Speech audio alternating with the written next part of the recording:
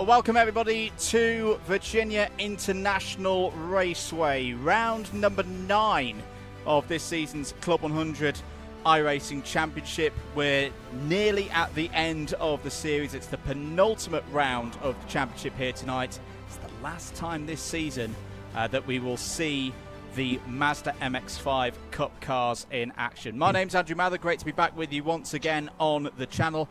Alongside me in the virtual DDM commentary box is Mr. Reeve Taylor. Reeve, you're back. What have you been up to the last couple of weeks? Anything fun? Not too much. We've got a little bit of a visit to Donington Park over the weekend with a couple of the drivers in the championship present with us. So that was a good bit of fun. But I'm glad to report we've got slightly different conditions to what I enjoyed here at Virginia this evening. Absolutely. For our international viewers, don't ask a Brit about the weather at the moment. I know it sounds ridiculous, but we are sick of this rain. I'm off to Spain tomorrow for the Miami Winter Cup, and I'll take cold, just not rain. I'm sick of this 45 days straight of rain. Anyway, let's talk about this championship. Let's talk about the state of affairs heading into tonight. It's the same usual schedule, 3 times 25-minute races for the Mazdas, and it's another 240 points up for grabs if you can win all 3 of those races.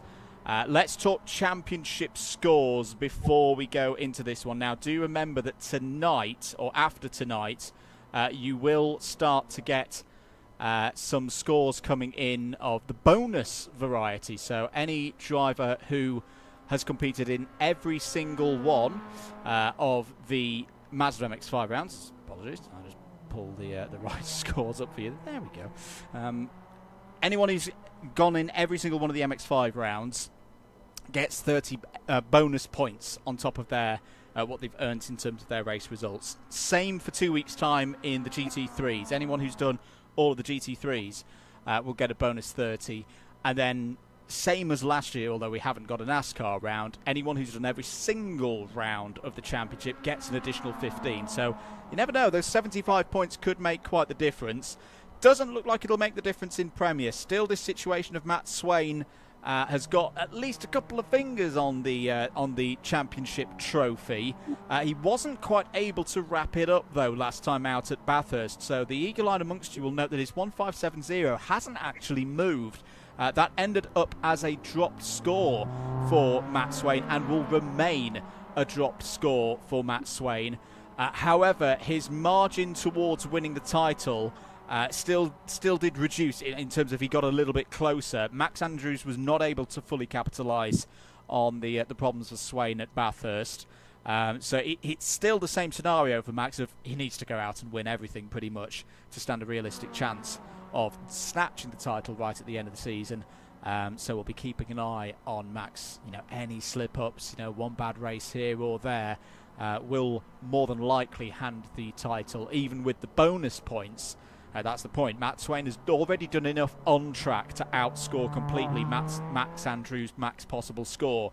He's now just trying to outscore a fully attending Max Andrews in the very unlikely scenario that Matt Swain doesn't attend all the rounds between now and the end of the season. So that's what's going on there. Tom Roberts took a big step towards second place with a strong round last time out, 1-3-4-2, including that very dramatic finish to race 2 weeks ago. If you've missed any of the action so far this season, you can watch it back free and on demand here on the DDM YouTube channel. Clubman is going to be a fascinating scenario between now and the end of the season. Sam Spinell, superb at Bathurst, took the round win and took the lead in the Clubman standings, but only by 5 points. And we should remember as well that Sam's pretty much used up all of his drop scores. He's had 3 poor rounds, so when it's going very well for Sam, it's going very well indeed, but he has no margin for error in terms of between now and the end of the season, whereas Tom Saunders has a little bit more chance to, take a 5th or 6th or 7th and still continue to improve his score. So we'll keep an eye on that situation, particularly when we get into qualifying. Axel Slijepcevic, Ronald Grossman, they're both still in it with a chance of getting towards Max Andrews and Tom Roberts in terms of the Premier scores, although the Championship looks beyond them now. Jack Hare, Andy Alston, Cam Watson, Murray Adams all in a very close battle for third place in Clubman at this precise moment. Sam Sanders and Adam Brown also racing. Potentially, if they can have a good run between now and the end of the season, they could still get some of the iRacing dollars on offer for strong final positions in this championship. Remember, around $500 worth of prize money at stake for the drivers in all of the classes. And for the Premier, Clubman Intermediate winners, they get a free CLUB100 race day courtesy of CLUB100 later on in 2026. Talking of those prize drives, we should also talk about Intermediate. Matthew Shawnee is still your Intermediate leader, has a decent advantage over his parachuting Carrots teammates John Adey. David Whitehouse still very much in the mix, and remember, the points are done by overall race position, not by class position. So if any of Adey, Whitehouse or Sam Dimlow or anybody else still mathematically in the mix has a really big round tonight, that lead that is quite sizable at the moment for Matthew Shawnee could disappear very, very quickly indeed. In the same regard, rookie class. This is page 2, and at the moment Dan Cook is your top rookie on 596, Colin Ward 522, Patterson 510, Mignon 473. It's a good advantage that Dan Cook has pulled out over the last, what did you say, 2 or 3 rounds since we came back from the Christmas break. The driver you need to keep an eye on tonight, though, folks, in that regard, though, is Jack Mitchell-Lowe. Races MX-5s in real life.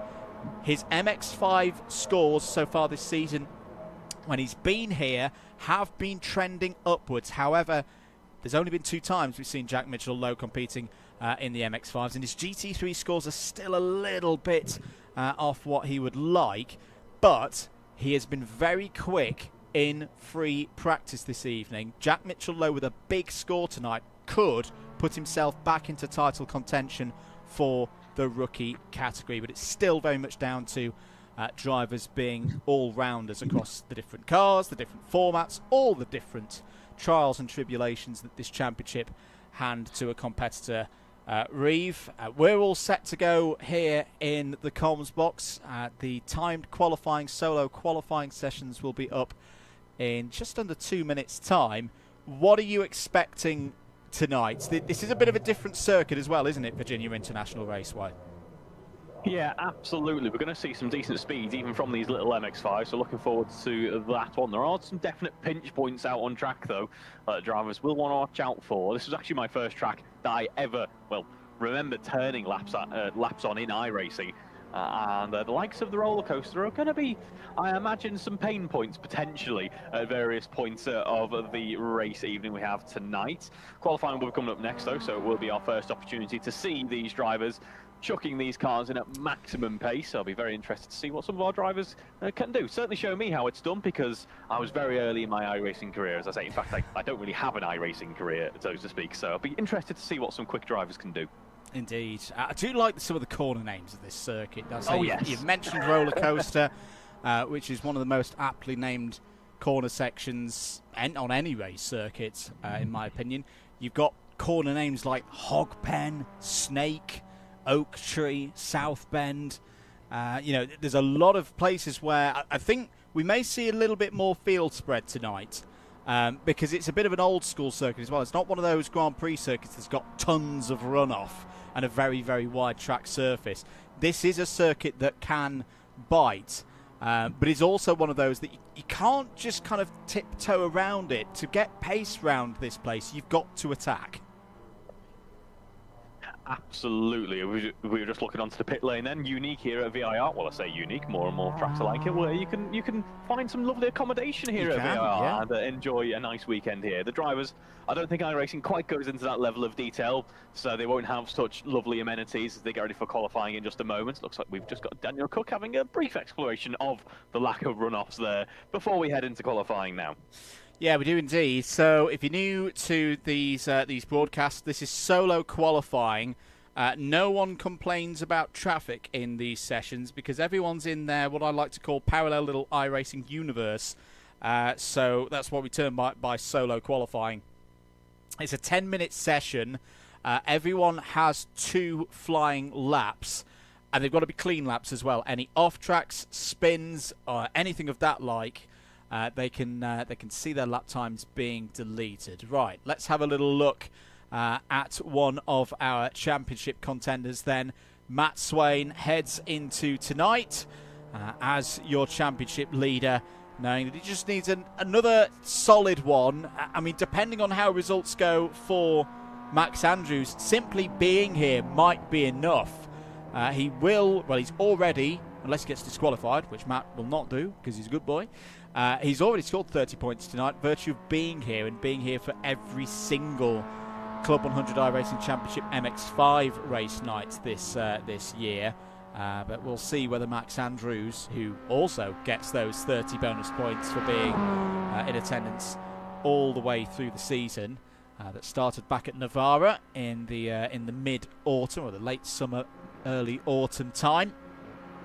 And Max, as I say, has pretty much got to go out tonight and hope that he gets a very big score indeed. His MX5 scores have been better than his GT3 scores, but nonetheless, it's going to be a tall order to keep the championship going in some mathematical sense all the way to the last round of the season.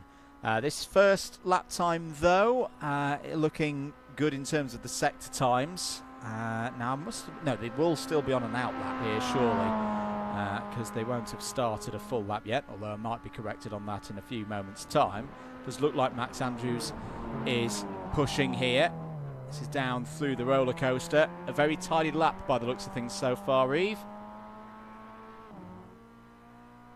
Apologies, I was muted then for some reason. Absolutely, exactly what Max needs to do. Get an early bank lap in this session. Obviously, you've not got the threat of other cars in the session with you, and it's a fairly long track anyway, even if we did have other cars here. But always a good idea just to get a nice, somewhat calm qualifying lap in to at least get a time on the board before you begin to build up further in towards the end of the session.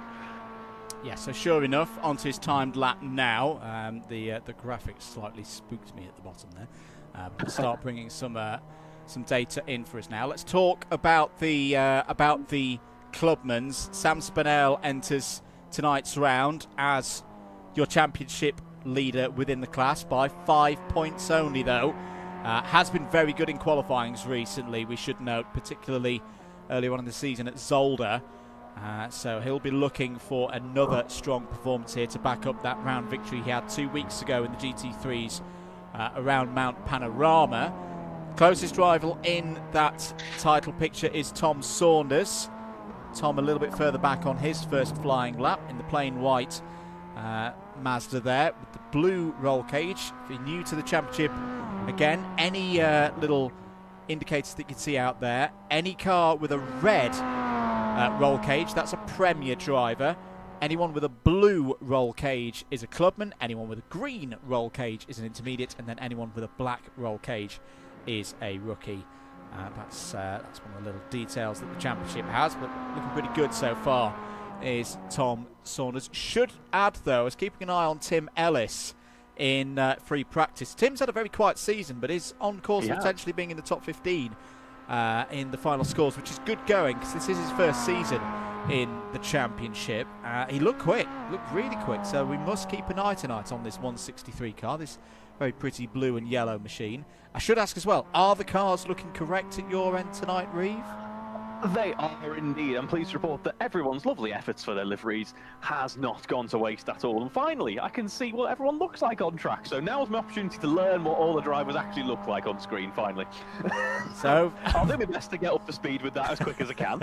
Indeed, over the line here comes Max Andrews. What is the lap time going to be? This is the end of the first flying lap. Dry conditions tonight, so everybody's going to have plenty of time to get both of their laps in. Oh, now Max's time did register. I thought for a moment then that it hadn't registered. It has. It's 2 minutes 7.27. Where is Matt Swain at the moment in terms of lap time? Comes through. Ooh, I don't think Matt's counted. So Matt Swain must have had an off track or something like that, which means his first lap time does not count. So early advantage to Max Andrews in that respect. Good first lap time from John Adey. John Adey up to 6th place, but that is now 7th place because his teammate Matthew Shawnee has gone into that position and is your new fastest driver in intermediate, as we expected. from these two. They've looked very, very strong across the course of the season. Good friends, but now know that only one of them is going to be able to get that free Club 100 race day by winning the intermediate title between now and the end of the season. Should you note as well, rookies, Colin Ward, currently your fastest driver, 15th overall. I don't think we've seen a lap time yet from Jack Mitchell-Lowe. Here is Jack. Should note, Jack has done very well with his livery. He's updated his livery to the new Club 100 iRacing Championship guidelines before we've even had a chance to produce them. He's got the new Club 100 logo on, which, apologies to Willie Chu. Yes, I haven't got it updated yet on this stream. We'll work on that maybe for the last round of the season, but definitely for the following season after this. That is very quick thinking. That is preparedness from Jack Mitchell-Lowe there. Very early on indeed. I wouldn't have even considered it. But I must say, new logo is looking very sharp indeed. Looks good. It is. It is. Big props to Jack Dixon for that one. He's been doing his artistic graphical wizardry again. Sam Sanders over the line here. Where is Sam going to end up? He's got a solid first lap time in. He's green sectors all the way through on this second lap. Oh, apart from the last one. Put the cursors on him. Stays 5th. Nope, goes up to 3rd. A little bit of a delay there on the timing.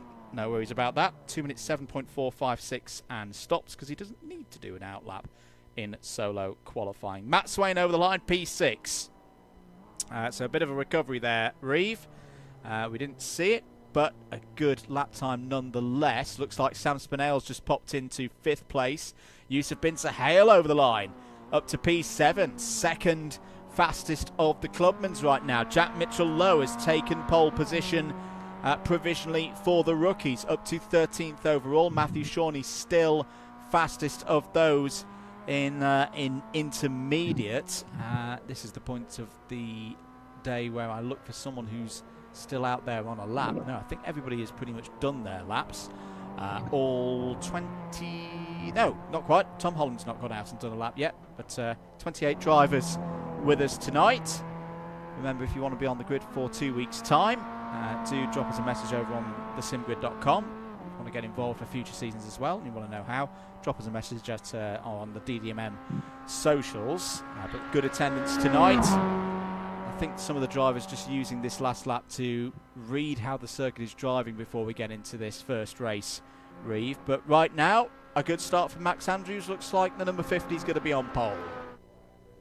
Yep, nice early effort there as we go on board with one of his closest rivals, Tom Roberts, at the moment. But I'm still very impressed, as we've mentioned on multiple points now. Matthew Shawnee in the intermediates has just been seemingly on a different level. I imagine he'll be doing very well in future seasons to come here, because straight away, top of the inters, and it continues on. Well, at least looks like he could be continuing on with that great record. We're going board with Adam Brown, though, who's one of our premier drivers in the mix there in 2 minutes 7.5, his previous best attempt.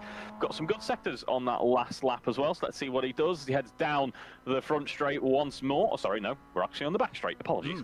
It's a very, very long straight, this one. I think we're going to see a fair bit of bump drafting along this one. I think this might actually be the in-lap for Adam. Adam, I don't think, got too much practice in, so he's just maybe trying to use this time as well as he can to get up to speed.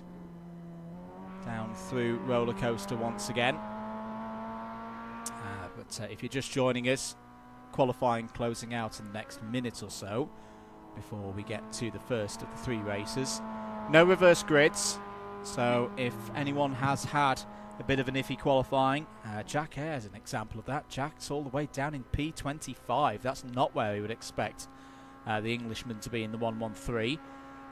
But there are plenty of opportunities to get yourself back up through the order. In fact, that was a lap from Adam Brown, and he's gone P2.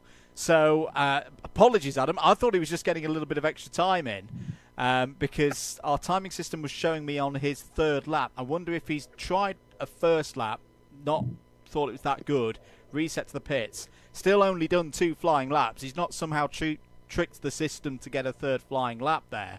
But that second one was very, very good for Adam Brown and sticks him on the front row of the grid, Reeve.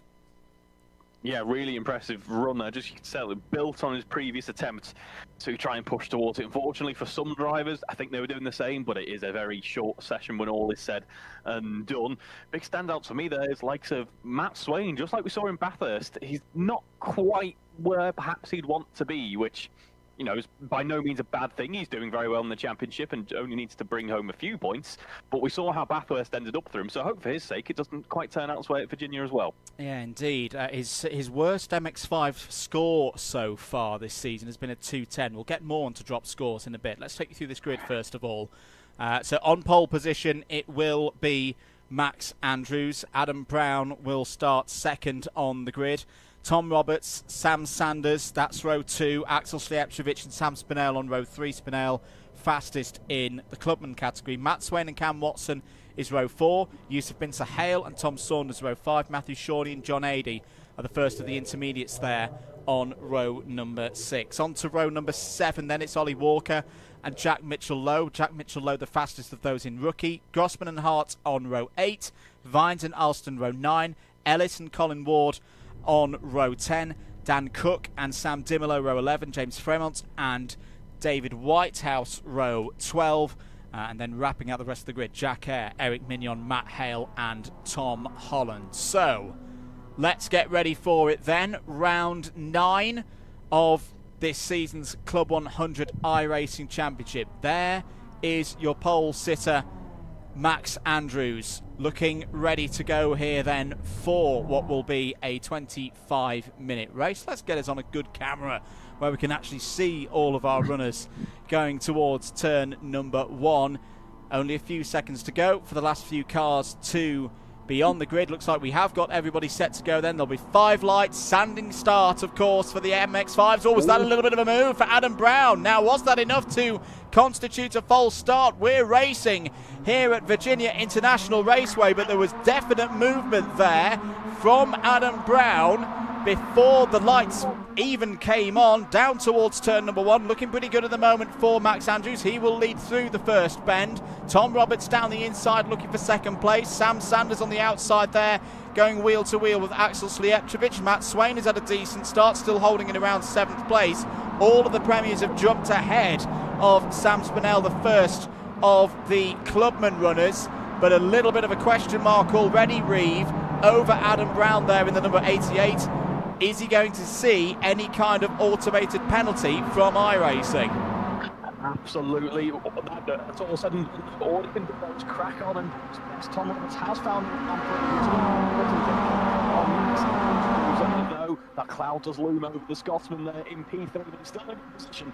Let's see what Roberts can do then as we weave our way through towards the top end of the circuit now. A big train of MX5s heads through to the Oak Tree coming up next.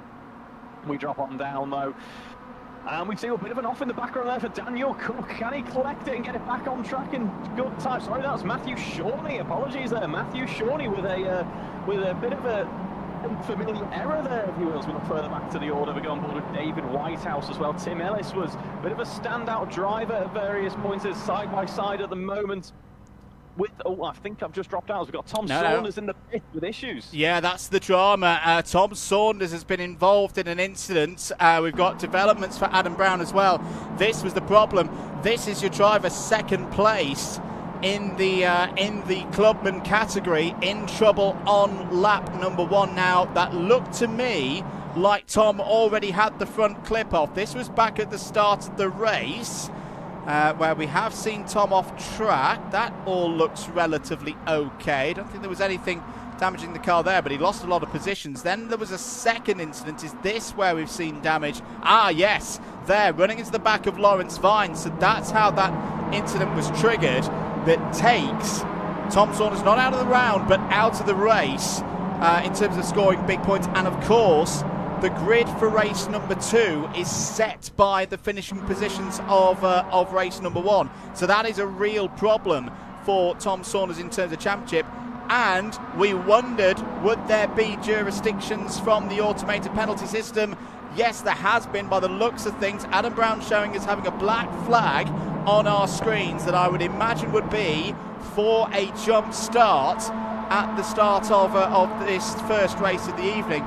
And just to put that to one side, look at the train that Max Andrews is having to deal with here, Reeve. This is as we expected here at Virginia International Raceway, particularly on the full course with that long back straight. Very, very difficult in a group of drivers where they are so close on raw pace. It is nigh on impossible to break away from the slipstream chain. It is indeed. I think Andrews is going to have to think on his feet here. Could we see a bit of old school Hamilton versus Rosberg backing up into the pack potentially? We'll just have to see what Andrews can do to try and set himself up for a good race. Here, 21 minutes to go though, with that pressure of an entire field of cars. Directly behind we see the weaving down straight. They're trying to break that slipstream train, so the driver's very much aware of the circumstances that currently face them as we head up the hill a little bit more. We run past what would usually be the Madison bend. We're on the full back straight layout this evening that the drivers have voted upon, and down into the roller coaster we go. The car really tested here under braking. It can get a little bit twitchy, but these drivers negotiate it well. No change so far. That huge train continues on through. We're on board with Slijepcevic at the moment, who had, I hope, a fairly good day out at Buckmore. He had a little interview, didn't he, Andrew? And I'm sure to build upon that in the rest of the BUKC season, but for now his main focus is on that podium in this race. Oh, he had a very good day. A double race winner was Axel Slijepcevic about a week ago for the first race meeting of the year for the BUKC. But right now here tonight in the iRacing, Adam Brown continues on. Hasn't served that black flag yet. Is trying to go around the outside here of Tom Roberts. That would be a brave move, but there's more grip on the inside here at the moment. Axel Slijepcevic trying to get involved once again on the outside, and keep an eye on Sam Sanders as well, sitting there in 5th place at the moment. Down the inside now is Brown. Brown's going to take 2nd place here, is he not? No, Roberts doesn't want to give it up. This is one of those at the moment where I actually think the best place to be in this train is right at the front. Max Andrews doing a great job here of holding track position. The rest of them are all having to attack but also be very conscious of the defence at the same time. It is, at points around this track, quite narrow. You don't want to end up off the racing line, because in a close pack like this you will get swallowed up. Absolutely, these drivers haven't quite smashed their heads together and thought we're just costing each other time, and that is playing into Andrews' favour immensely now, as the pack chasing him down is too busy occupied with itself. As we see, Adam Brown seems to have broken away from that a little bit though, maybe Roberts being a slight cork in the bottle, and Brown, I imagine, is just trying to make amends for that black flag that he knows that he is going to have to serve at some point, so the best he can do is just try and put his car as forward as possible in this train. This is on board with Jack Mitchell-Lowe, who's had a good start, the top running rookie at the moment, to be expected to a degree, because Jack does have experience in real life of racing in MX-5s. It's his first season in the iRacing Championship though, and he notices a big opportunity for himself tonight to get himself back in the rookie title ranks. Oh, down the inside there, that was a bit of a bold move by the looks of things by Ollie Walker. Ollie Walker, who's made an impact at times in the championship this year, is actually taking the lead in the intermediate runners as well. It's not really part of the championship fighters. Adam Brown is in. We'll come back to that situation in the intermediates, because, well, what does Adam Brown have to do to get a great result in this championship? He's had great pace, as shown in timed qualifying, but that mistake, that jump start, undoes all of that. I think he's going to drop pretty much down to the back of the main pack here. Yes, indeed, he's going to re-enter just in front of Tom Holland, down to P26. Ooh. That in a way shows how competitive the championship is, that he's gone from P2 to almost second last. He will be kicking himself right now in that number 88 machine.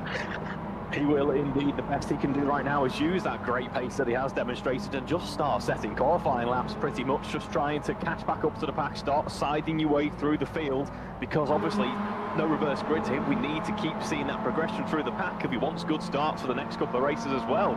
So it's all Adam Brown to get those overtakes done safely, sensibly and swiftly, to try and get himself back up to the top end of the order. Drama for the rookie leader. It looks like Jack Mitchell-Lowe has had a problem. Oh, that looked to be with John Adey, and both of them going round. No, sorry, it was Matthew Shawnee. Matthew Shawnee, the intermediate points leader, has gone round. Now that looked to be through turn 2, maybe turn 3 in that technical first sector. Drops Jack Mitchell low down to 18th place. Now means that your leader in the rookie category is going to be Daniel Cook in the 322. But more importantly, no disrespect to the former rookie leader, that is Matthew Shawnee now down to P21. This is a big chance now for John Adey. John Adey 10 places ahead. Remember, the points are done by race finish overall position, so you get 80 points in the championship. Well, on the night, I should say. It's slightly complicated now at the end of the season with drop scores coming into play. But it's 80. A win is worth 80 points. Then 74 for second place, and then a bit of a cascade all the way down to 35th place. So everyone will score points tonight, but differing levels of. Let's actually touch on the drop scores. In fact, as Daniel Cook's having a look around the outside here of Lawrence Vines for 14th place. Vines in the white and blue car on the inside here for turn number 1, but that may turn to the outside for turn 2 if Cook can remain alongside, but he can't, no, so he just slots in behind. We're now at that stage of the season. Drop scores coming into play.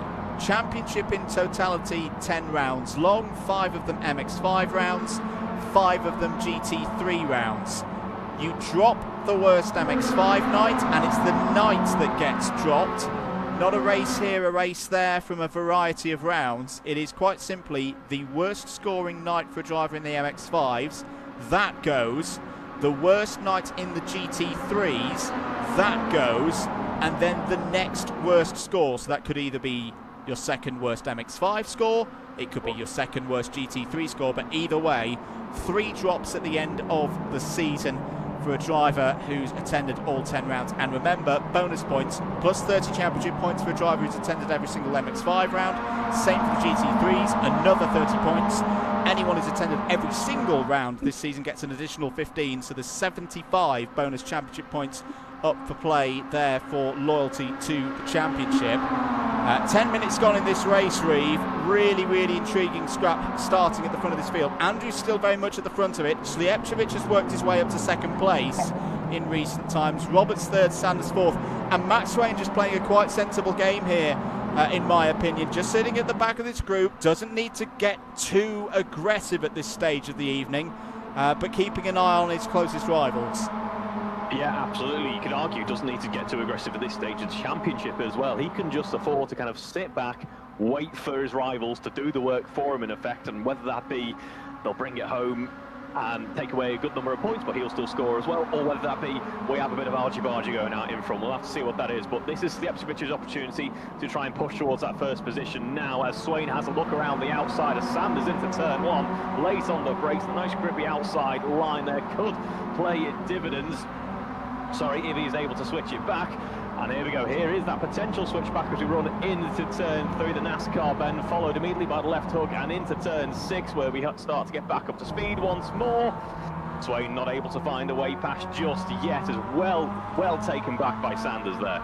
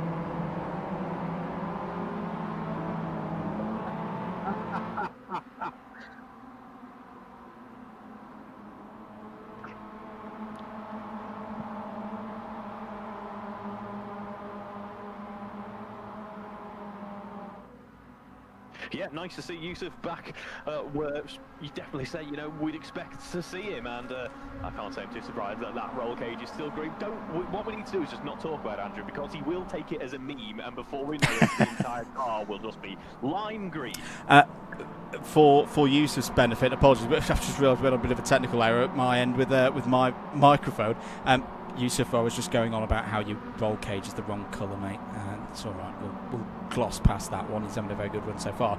Apologies for that, then, folks. Back with you now, though, in full sound and vision, and already through the first half of this race, Reeve. Looking good at the moment. We should probably just review what we possibly missed or haven't quite covered. So, problems for Adam Brown. We've talked about that. That penalty has dropped him down the order, although he's already coming back up through the field up to P21. Tom Saunders in a real spot of bother after that incident that started with Lawrence Vines earlier on lap 1, and is now still marooned down in P27.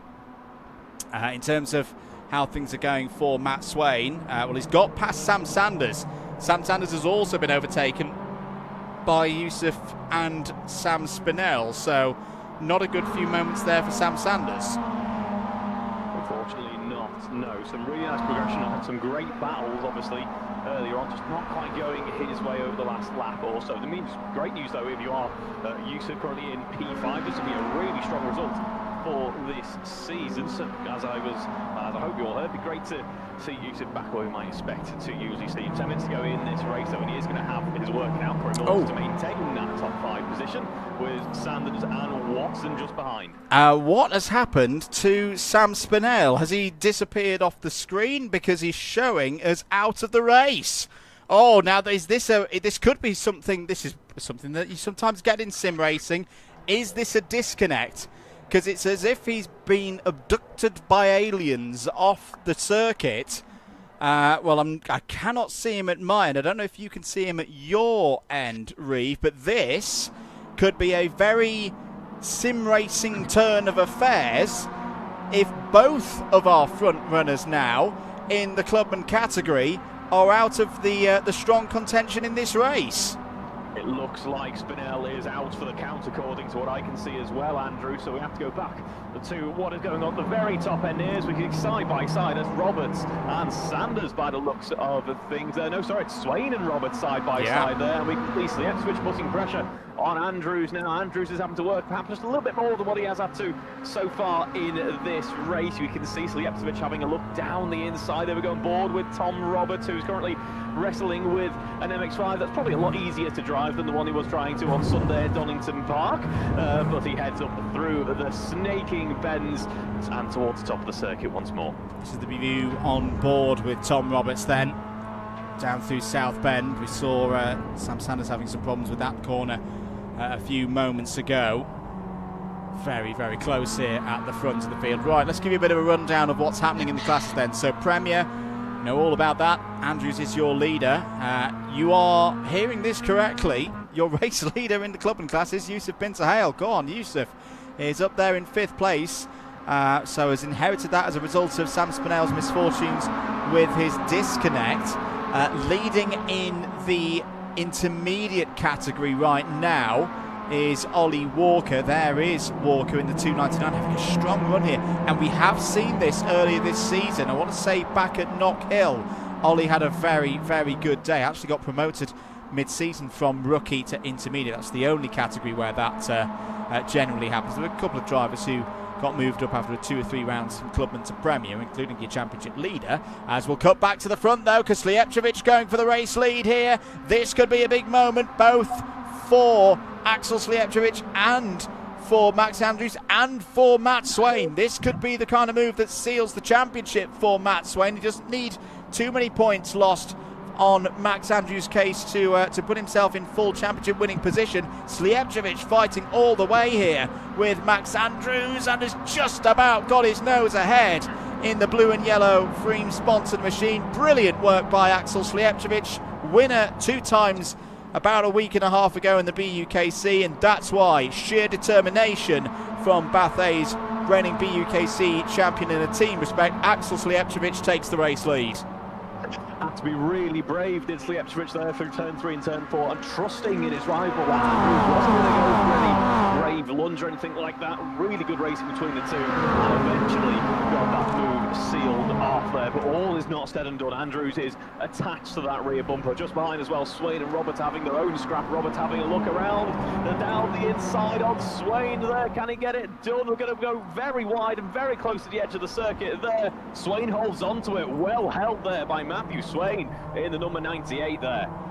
Good view on board with Sam Sanders. Oh, who's wide again, out of Oak Tree, and he's going to have a long run now along this this back straight, probably the longest straight that we have all season, past the alternate pit lane, which the drivers are not permitted to use anymore. I think they get a slowdown if they have a little trip through that. We saw a bit of that 2 years ago in the FF 1600s. Bit of a move being shaped up here by 4th place Roberts right now. He slips down the inside, maybe for 2 positions here. Oh, what a move this could be from Tom Roberts. He's got it done. Oh, fantastic from the driver in the number 66. Got the lane alongside Matt Swain, then just continued with that momentum out of roller coaster round the outside of Axel Slijepcevic. Move of the night so far. That is remarkable stuff there. Was not expecting that move, to be honest, quite frankly. It was just seemingly came out of nowhere. Now is Roberts going to be hunting down Max Andrews, leading the charge, but Slijepcevic certainly isn't done with this one, is he? Just look at how much he's gaining. In fact, we're going to go 4 wide into turn 1. For a moment, I thought it was going to be on. Oh, big contact! Big contact! Roberts is off and into the grass there. Bit of a passenger as all 3 cars came colliding together. And that is a very unfortunate turn of events there, but the fight still continues on at the top. This time around, though, it's all changed at the front end of the field. Sam Sanders now leads us. He does indeed. Apologies about the technical issues on the sound. Let's have another look again at what happened there with Tom Roberts. This was an alternative angle of it. I think that's a simple case of 3 into 1 simply doesn't go. I don't think Max Andrews did too much wrong there, because he's got Axel Slijepcevic on his inside. I wonder, did Axel know that it was still 3 wide at that point? They're all going to go for it. Tom Roberts falls down the order in that exchange. On initial look, that may well go to the independent race steward provided by SimStaff, and thank once again to SimStaff for all of their support across the year. That felt racing incidenty for me, but we're only just looking at one angle of it, of course. Yeah, exactly. It's very hard to judge when it's such a fast-paced part of the circuit as well. We knew it was going to be, well, maybe not fireworks, but there was going to be plenty of action. Unfortunately, it was not quite the action that we wanted.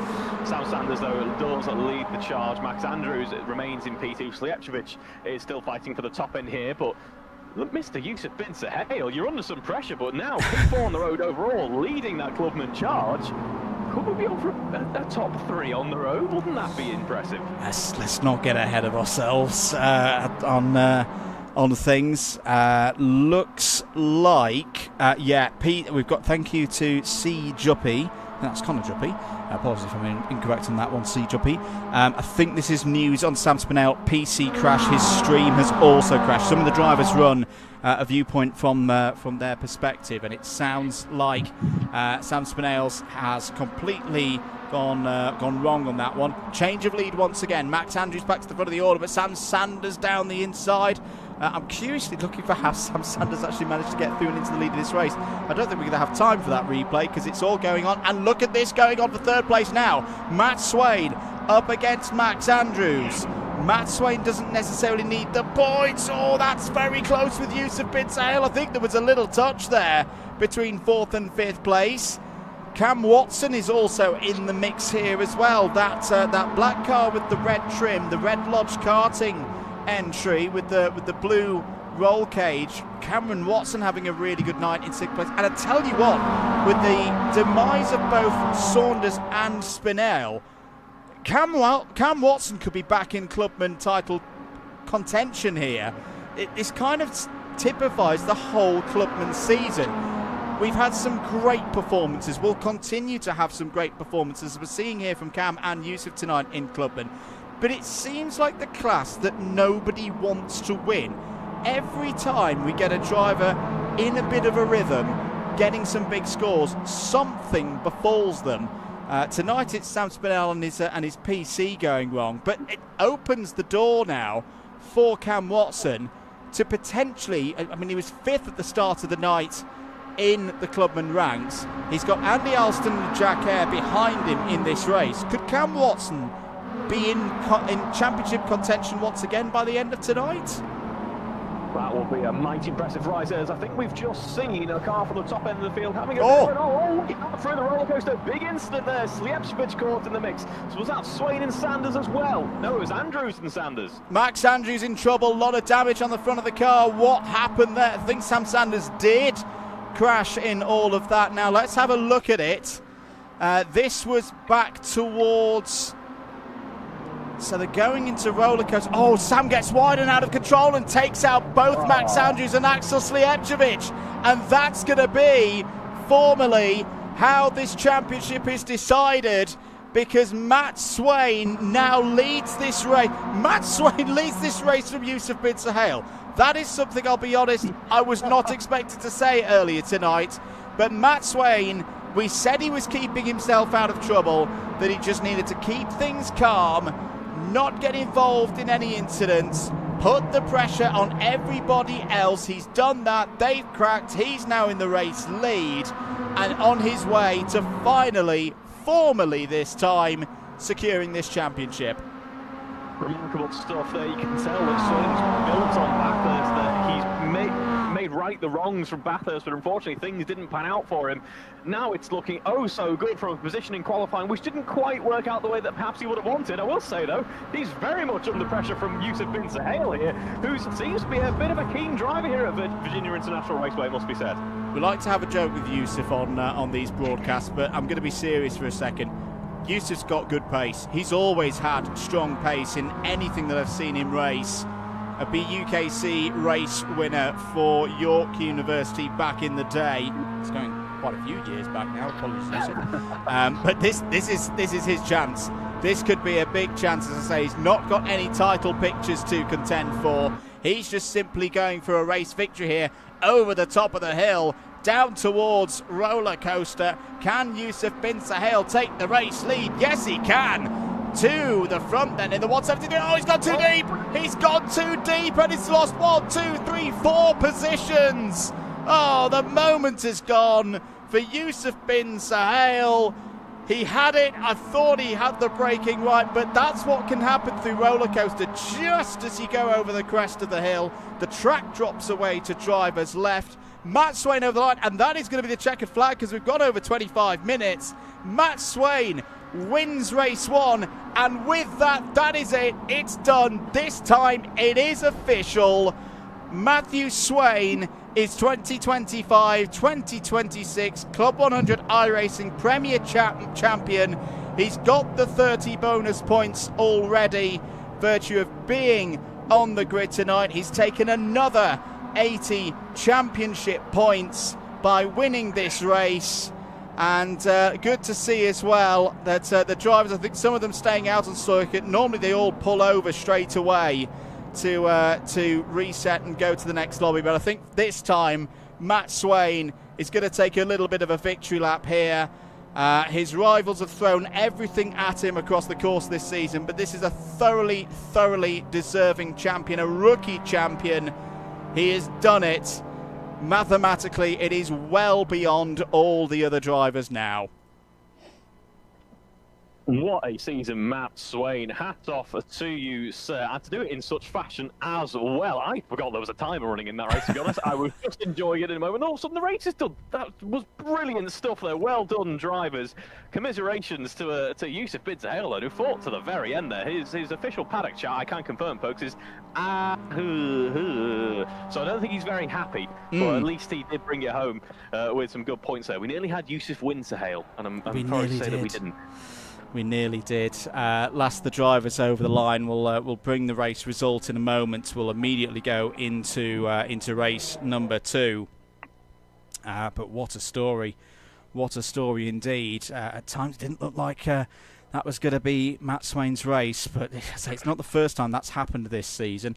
Let's take you up to page 1. That'll help with all of that. Matt Swain wins it by just under a tenth from Tom Roberts. Cam Watson third. Big result there for Ollie Walker, showing what he can do up in the top 5. Yusuf bin Sahel had the lead for maybe about 10 or 15 metres, then slid off the road, finishes P5 ahead of Sam Sanders, Max Andrews, Axel Slijepcevic, Ronald Grossman and Jack Eyre. Great drive from Jack there. Didn't see too much of that, but he started pretty much at the back. Finishes in the top 10. Mike Hart, John Adey, Dan Cook, Adam Brown, Jack Mitchell-Lowe, all in the top 15. Sam Dimolo, Tim Ellis, Colin Ward, they were all in a top 20 completed by Andy Alston, Eric Mignon, James Fremont, Lawrence Vines, David Whitehouse, Matt Hale, all in under a minute behind the leaders. Tom Saunders, Tom Holland, Sam Spinell, and Matthew Shawnee completing the grid here then. So straight into race number 2 then. No rest for the wicked. Are we now going to see a little bit of a celebration drive this time from our champion? Away we go then. It's a clean start for those at the front of the field. Down towards turn 1 they go here, Reeve. Feel a little bit more spread about here in this one. Not as many premiers up towards the front end. Yeah, exactly. A much calmer start by the looks of things heading into turn 1. We've still got a big train forming up, but a little bit less frenetic than what we saw, at least on the grid. If you've only tuned back into the season so far, you might be thinking, yeah, Matt Swain, Tom Roberts, P1, P2, that seems fairly familiar, but after race 1, I can show you anything but. But nice start for Matthew Swain, who might have won that championship, but certainly not resting just yet. I've got some bad news. There's somebody missing, and they've commented in the comments already with, ugh. Yusuf bin Sahel. Something has happened to Yusuf, and he's now being shown a black flag. I wonder, has he had some form of start infringement? But either way, it's really all gone. Yusuf has gone from nearly winning a race to not winning a race to now being pretty much stone dead last, apart from Matthew Shawnee, who I don't think is running at the moment here, Matthew Shawnee. No, doesn't like he is. I believe I don't know if he'd actually completed the end of the race after the issues in race 1. Didn't quite catch an eye on him at any point, but Matt Swain and Tom Roberts still lead us down the back straight now. Roberts and Swain starting to break away a little bit. Roberts carrying a decent turn of pace as we head past Madison Avenue curve. Meanwhile, Ollie Walker has a look at breaking past Cameron Watson in that slipstream there. This could be a bit of a move as we head into the roller coaster now. The drivers want to be conscious of what we saw in race 1, but there we go. Swain controls things quite nicely. Ollie Walker does get the move done in the end on Cameron Watson. Nice overtake early on in the race through the roller coaster. I did have a very brief chat with Ollie at Buckmore Park whilst giving him some lead to wait, and I gave him one piece of advice: stop crashing. I like the direct approach, and so far it's working pretty well. Is up in the top 5. Cam Watson coming through though. Look at this for 3rd place with Andrews in there. Sam Sanders in there as well, Axel Slijepcevic. Keep an eye on Ronald Grossman as well. Ronald's had a tough couple of rounds, but we know has still got good pace. Was on pole position for race 1 at Bathurst. Yusuf now in. Apologies, we're not quite sure what it was for. Also, thank you to Matthew Shawnee reports in the chat. Do get in touch. Let us know who you're supporting if you're tuned in as a spectator here tonight. Computer issues, at least have the stream to keep you occupied during the reload. Oh, that's a real shame for Matthew Shawnee. So that's effectively 2 races now that he is not competing in. That is a real blow. Now, it's not the end of the world in terms of championship, because again, this is where drop scores will come into play for Matthew Shawnee. For the record, his lowest Mazda score so far this season was a 70. No, it wasn't a 75. That was a GT3 round. So his lowest score in the Mazdas is a 106 from round 3. Now that's good. We often say this with drop scores, don't we, mate, at this stage of the season. The reason why you want to get the good scores in early and not go, it's all right, I've got drop scores to play with later on in the season, is if you have something like this, something unforeseen happens, you don't then want to look and see, oh no, a 30 or a 40 score something out of 240 suddenly comes back into play, whereas earlier in the season you thought, well, it'll end up as a drop. At least with this situation, Matthew Shawnee can lean back a bit on some strong points hauls from earlier in the year. Yeah, absolutely. That's why it's really important to have those bankers. I mean, if you're a racing driver, the good rule is go racing, go fast. But if you do have those good early bankers in, it can be immensely helpful in situations like this. I do wonder, we used to have T cars in F1. How long until we have T sims ready to go when one PC has an issue? I was going to say, it's already happened. The name of the driver, I can't remember who it was now. I want to say, was it might be Simon Pagenaud? Someone during the virtual Le Mans 24 hours, the big one that was backed by the ACO, literally had that, the old R Factor 2, before the days of Le Mans Ultimate, and switched the rig out mid stint. There's a good clip of it on Jimmy Broadbent's channel. Anyway. No, I think we're already in those days, mate, of T-rigs coming in to get a driver back involved. But no need for it here. The Club 100 iRacing Championship, very much in the spirit of Club 100 itself. Everyone pretty much running in the same machinery on a fixed setup. This is a close battle for 6th place, and Axel Slijepcevic has just taken it all a little bit door to door there between Cam Watson and Ollie Walker. Both of them survive. Jack Eyre will have had a good view of that one. Let's go on board with Jack Eyre now. Cam Watson to the inside here through the Oak Tree hairpin, and then that long run up towards Roller Coaster. This is a right old ding-dong battle, Reeve. But it was brilliant stuff. I think you get the sense, Andrew, that Ollie Walker knows that his rival might be disposed of, at least for the first couple of races, and is doing his utmost to capitalise upon that and have some really strong race here, trying to eke out those bits of track position where and when he can. He's still on board with Jack Eyre, who ended up with a really strong driver in race 1. Still looks to be having a good days out here in race 2 as well. As indeed, and good move there from Jack Eyre. Adam Brown also closing in all of this. Adam Brown has worked his way back up to P8 and could still be on for a top 5 here. Adam Brown, after that, if you've just joined us, stuck it on the front row of the grid for race number 1 and then had a jump start. So that pretty much put him to the back of the field. He's working his way back up the order now. We'll stick with this battle between Jack Eyre and Adam Brown, to the Rethink Racing runners. Cam Watson just behind him. Mike Hart also on the scene in the bright pink machine there in 10th place. Great to have Mike on the grid. Seen a bit more of him in the second half of the season. Still showing some good pace out there.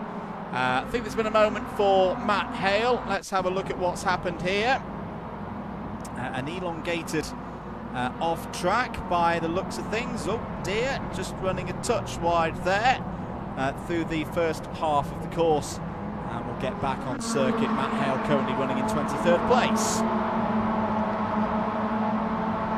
Back on board with Ollie Walker, and now just ahead of Adam Brown as drivers were focusing on Adam Brown right to the top end early on in race 1. Didn't quite pan out the way that he would have wanted, and I think he's going to try and make amends for that unfortunate race start earlier on in the evening, trying to find a way past the aforementioned Jack at the moment. But we know Jack has been fairly strong here, but they are both being held up. Well, not held up, but in the midst of battle with an intermediate driver who's doing an almighty job running at the top end in P6. I think this evening is going to be an evening of some of our perhaps previously lower scoring drivers showing us what they can do before we head into the next season. I wonder how much of a factor for the likes of Eyre and Brown, very well versed of racing at the front of these particular races in this particular championship.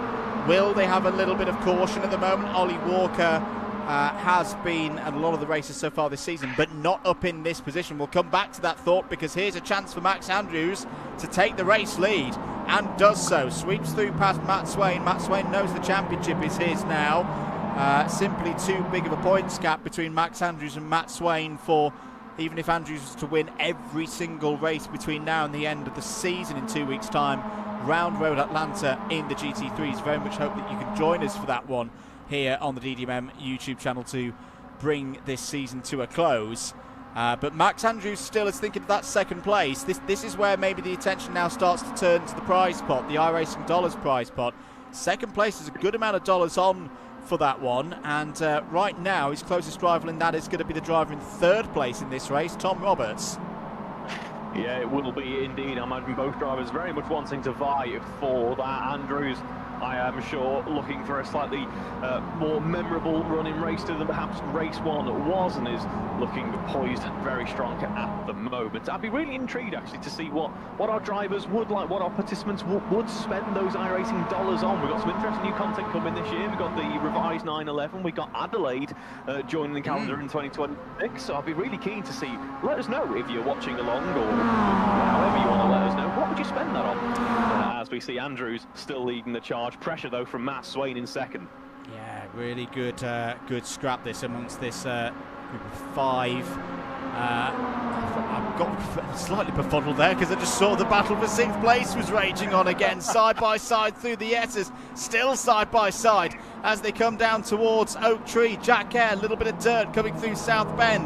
It's going to be in the inside here for a move for 6th place. Has got it done. Adam Brown is through as well. Ollie Walker out a bit wide. Cam Watson may have a go now. Currently running in 9th spot, but no, because here comes the Pink Panther himself. Mike Hart drawing alongside as they run towards Roller Coaster, the number 11, one of the most experienced drivers in this field, both in sim racing and in real life competition. And it's got Jack Mitchell low directly behind as Ollie Walker has another look at Adam Brown running through Roller Coaster. Great racing once again here in the Club 100 iRacing Championship. Mike Hart does in the end get that move done for 9th place. Good move past Cameron Watson. Cameron Watson looking a little bit out of shape there coming down through the hill. May have Jack Mitchell low for company in the not too distant future. Yeah, he could well do. Jack Mitchell low, we mentioned, one of those drivers to watch out for this evening. As we go back on board with Adam Brown, obviously started fairly high up at a really good qualifying. Now finds himself in the midst of the upper midfield. Then to go, and round goes Ollie Walker off and in to the grass. But Adam Brown continues on. Disaster for Ollie Walker there. Yeah, I think Ollie got it a little bit deep on the brakes there into turn 1. We'll have another look at that again. So he sees the gap between the 2 Rethink Racing cars. I think that would have spooked, or at least surprised, Adam Brown there to find the 299 in the middle of between him and his stablemate. That was the end result of that moment, and it puts Ollie Walker down to 18th place now, just behind Dan Cook, who is second of the rookies right now. In terms of championship scores, that's not a bad spot for Daniel Cook to be in. Yes, he's losing out in terms of points versus Jack Mitchell low, but could be losing out more, and his closest rivals in terms of the rookies is Conor Ward, down in 24th place. So again, he's extending his lead to the nearest adversary in the rookie class going into tonight. Talking rookies, whilst we've got a moment of relative calm in this race. Tom Roberts, by the way, is your race leader. Did I just say moments of relative calm? Yes, I did, as we're going to go side by side again towards Roller Coaster here, Reeve.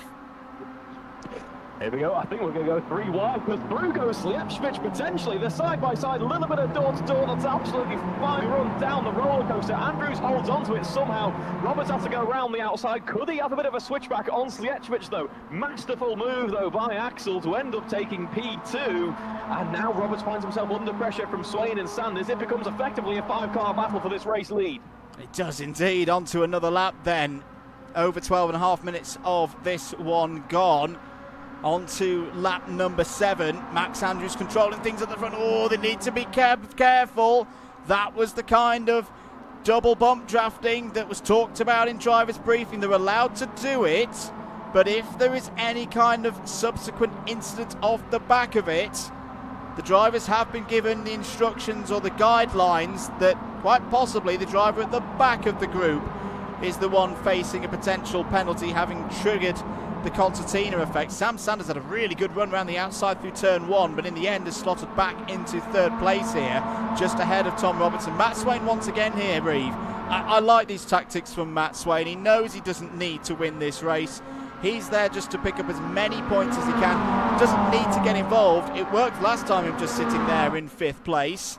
And, well, he's just going to do it again and see if once again this top 4 manage to take each other out.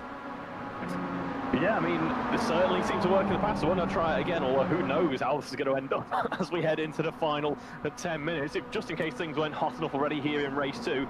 Towards the end of race 1, it was the final 10 minutes where things got even more exciting. So I think we're going to be in for a real treat here tonight, folks. As we're on board with the car following at the moment, Tom Roberts in 4th at the moment, has pressure from the aforementioned Swain. Slijepcevic, Andrew still leading this charge into the slipstream train. We go up the long back straight. Let's see who wins out this time as we head into the roller coaster past what would usually be the chicane. Andrews can see Slijepcevic having a look at his right-hand side mirror. They all follow him into that line, actually, and we all stay through in single file. Drivers just choosing to stay a bit calmer, potentially, here through the roller coaster this time out. Roberts going slightly offline, maybe in a defensive move there, but everyone staying relatively calm for the moment. I want to give some love to a driver that we haven't watched enough of on these broadcasts this year, Tim Ellis, who's just at the back of this long train. This is the 6th place battle, all the way down to Ronald Grossman in 16th place. But Tim Ellis holding himself very nicely at the moment as part of this pack. That's Andy Alston just ahead. Good to see Andy having a stronger race night tonight. Had a bit of a tough time last time out in the MX-5s. That was Oschersleben about a month ago, and Alston down the inside of John Adey. Tim Ellis performing the duty of camera operator very nicely right now. Jack Mitchell-Lowe still part of this group as well, the highest running rookie at this precise point of the race. Ronald Grossman behind. Sam Spinell 15th at the moment, so it's difficult this. You can sometimes see this round Virginia International Raceway. The slipstream very important in the Masters around this place, because if you lose it, look at the gap between Grossman in 14th and Spinell in 15th. If I will try and bring that up instead of having to do a maths exam for this one. That's not going to show me what I want to see, but trust me, it's about a 4-5 second gap between Grossman and Spinell. Simply because that group behind, the Belgian at the front of it, looks quite spread out. They haven't got the slipstream, they haven't got the benefit of being able to bump draft.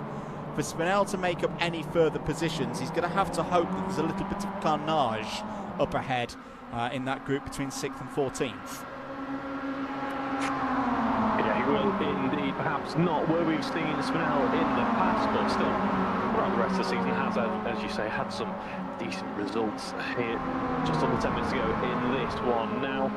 And as you can see, that slipstream straight into effect once again, can't you? Just how much speed he gains to go back on board with Jack Air under a bit of pressure at the moment, having some really strong pace, some great moves made in race 1. The progress slowed a little bit here in race 2, but is certainly going to be in for a bit of a treat in terms of a fight here. Watson and Mitchell-Lowe just behind, so some other names that we mentioned to watch out for as they head down at the start-finish straight once again.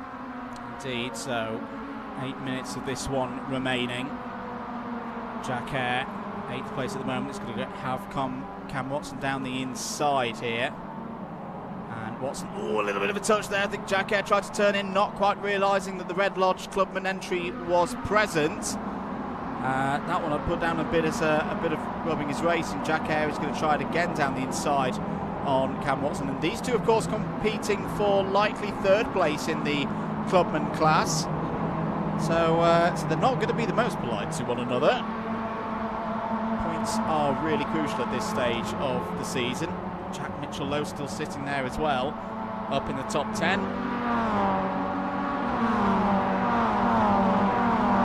Another minute ticks on by. Looks like Max Andrews is under increasing pressure. Well, I say increasing pressure. It's just constant pressure at the moment from Axel Slijepcevic, Tom Roberts and Matt Swain. Sam Sanders has been dropped out of this group though, and again you can see the effect of the slipstream. Dropped out of that slipstream. He's on his own now. He's surely going to get swallowed up by that pack involving Adam Brown, Mike Hart and everybody else. Yeah, it could be very much under threat of that. Just looking at their pace at the moment, yeah, that last lap was a bit slow for Sanders. At 209, the top of that Brown and Hart pack in the 207s quite comfortably. So maybe next lap will give us a better eye as to what their pace is looking like. But I'm really enjoying this top 4 battle for the race lead here. It's not out and out overtake swapping around, but you can just get the sense that drivers are sizing each other up, just putting that pressure on. Andrews looks so calm in comparison to the likes of Roberts and the Skeptics behind, who are desperate to try and find a way past through, as Tim Ellis has some unfortunate issues at the roller coaster. Luckily, it's just a bit of a tour of the Virginia scenery. He's able to rejoin, still pointing in the right direction. Yeah, I think Andy Alston might have also been involved in that, because Andy Alston has dropped out of this group. Let's have a look at how it happened into roller coaster. Oh, this is going to be close. Oh, it's another one of those moments where a driver, in this case Tim Ellis, just got on the dirt, got on the grass through the initial right-hand part of roller coaster and careers into the side of Andy Alston. That is a real shame for both of them there. Still running, still running ahead of Sam Spinell, but Sam Spinell might have a chance now of getting past both of them. That 4-second gap has pretty much disappeared, and you'd imagine that those two cars are going to be running wounded now as well. Back at the front of the field, Slijepcevic for a moment had the race lead. Max Andrews has got it back. Let's have a look at how that exchange occurred. It was down into turn 1. No, not into turn 1. I think that's downhill once again. Oh no, that was into turn 1. So Slijepcevic had his nose ahead. Well, in fact, Slijepcevic did very, very well there to keep hold of second place ahead of Tom Roberts. And also, I've got to say, I tell you what, that was a heck of a lap, Reeve, from Sam Sanders. I was all saying, oh yeah, Sam Sanders is going to get dropped out the pack here. It's going to be like lamps with slaughter. And here he is. He's back part of this quartet now, a quintet, as Jack Mitchell-Lowe's in trouble. Jack Mitchell-Lowe, what has happened to the newly liveried rookie Club 100 machine? Oh dear. Contact from behind in the form of Jack Eyre. I think, oh, was that Adam Brown going round as well? So two members of that group from 6th to 14th, Reeve, in bother.